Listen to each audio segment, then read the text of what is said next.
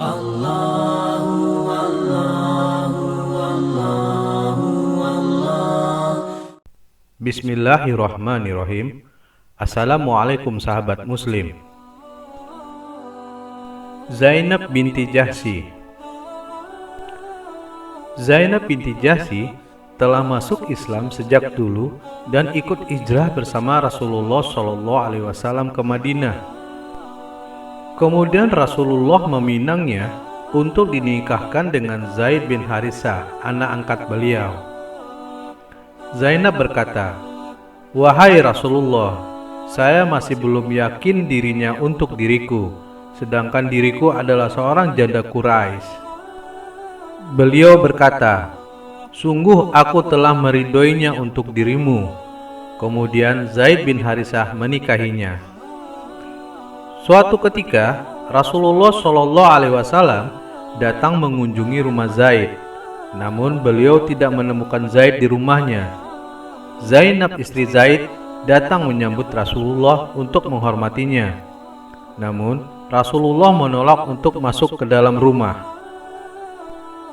Zainab berkata, "Dia sedang tidak ada di sini, wahai Rasul, masuklah sejenak."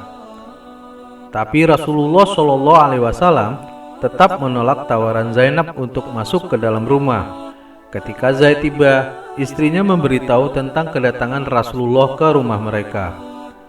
"Tidakkah kau mempersilakan Rasulullah untuk masuk ke dalam?" kata Zaid.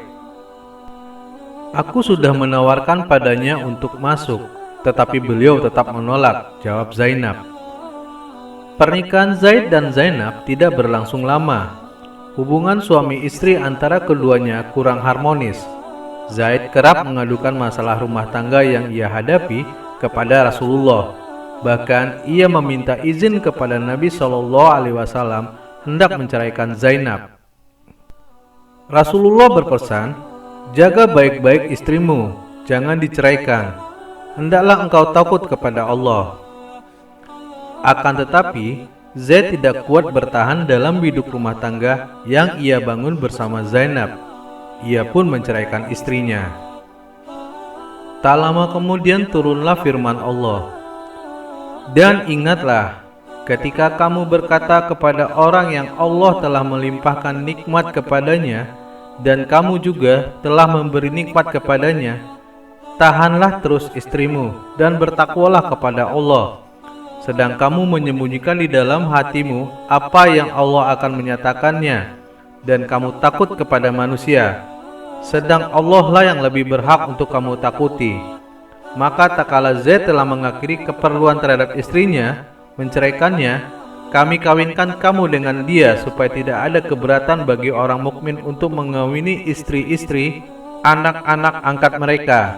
Apabila anak-anak angkat itu telah menyelesaikan keperluannya daripada istrinya, dan adalah ketetapan Allah itu pasti terjadi."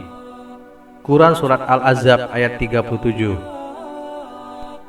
Dan setelah masa iddah Zainab berakhir, Rasulullah SAW berkata pada Zaid, "Pergilah dan pinanglah dia untuk diriku." Kemudian Zaid pergi menemui bekas istrinya. "Rasulullah mengirimku untuk meminang dirimu," katanya. Zainab berkata, "Aku tidak melakukan apa-apa hingga Tuhanku memerintahkan sesuatu." Dan sungguh Al-Quran telah memerintahkan Rasulullah untuk menikahi dirinya. Rasulullah kemudian menikahi Zainab dan memberinya sedekah sebesar 400 dirham. Zainab pernah berkata, "Demi Allah, sungguh aku bukan seperti para istri Rasulullah SAW. Sesungguhnya mereka istri yang diberi mahar dan para suami mereka dulunya adalah para kekasih. Dan Allah menikahkan diriku dengan Rasulnya. Dan hal itu termaktub dalam Al-Quran yang akan dibaca oleh setiap muslim, yang tidak dapat diganti dan tidak pula dapat dirubah." Zainab meriwayatkan sekitar 11 hadis dari Rasulullah SAW. Beberapa orang juga meriwayatkan darinya. Di antara mereka adalah Ummu Habibah binti Abu Sufyan, keponakannya Muhammad bin Jahsy, Zainab binti Abu Salamah, Kulsum bin Mustalok, dan beberapa orang lainnya. Zainab adalah seorang yang pandai menggunakan keahlian tangan. Dia menyamak kulit dan menjual apa yang telah dibuatnya, kemudian memberi sedekah pada fakir miskin. Aisyah pernah berkata, Rasulullah Shallallahu Alaihi Wasallam berkata, kalian yang paling cepat bergabung denganku adalah yang paling panjang tangannya, bisa bekerja. Zainab adalah orang yang paling panjang tangannya, karena itu dia bekerja dengan tangannya dan kemudian dia memberi sedekah dari hasil pekerjaannya itu. Dalil paling kuat yang menunjukkan kebiasaan Zainab memberikan sebagian hartanya pada fakir miskin dan sikap zuhudnya adalah apa yang dikatakan oleh Barzah binti Rafi. Ketika jatah pembagian harta keluar, Umar mengirim Zainab binti Jahsy bagian harta yang menjadi miliknya.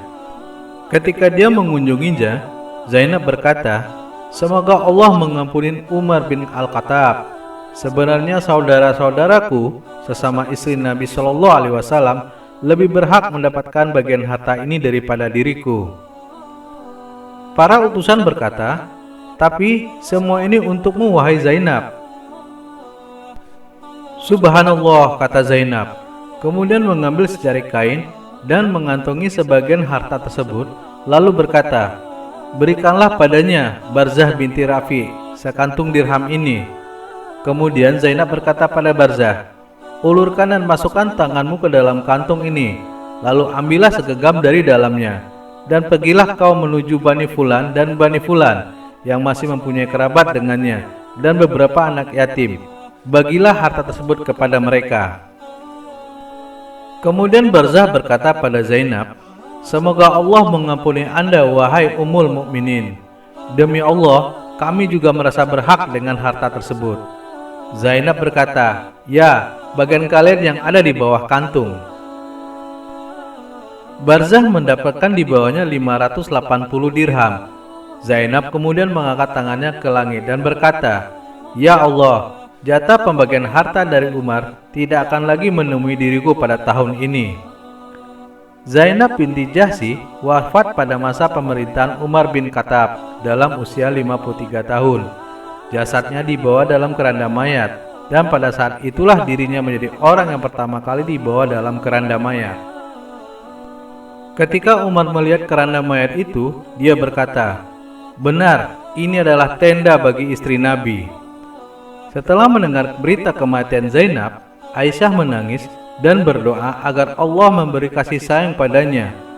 Zainab adalah orang yang mempunyai derajat tinggi di atas diriku, di antara para istri Nabi lainnya di mata Rasulullah Shallallahu Alaihi Wasallam. Dan aku tidak melihat seorang perempuan pun yang lebih baik darinya dalam perilaku agamanya, yang lebih suci dan lebih takwa kepada Allah.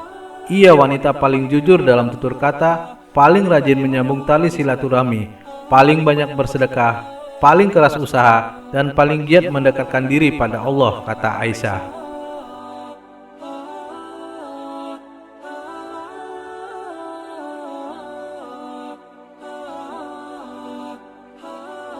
Wallahu a'lam bishawab.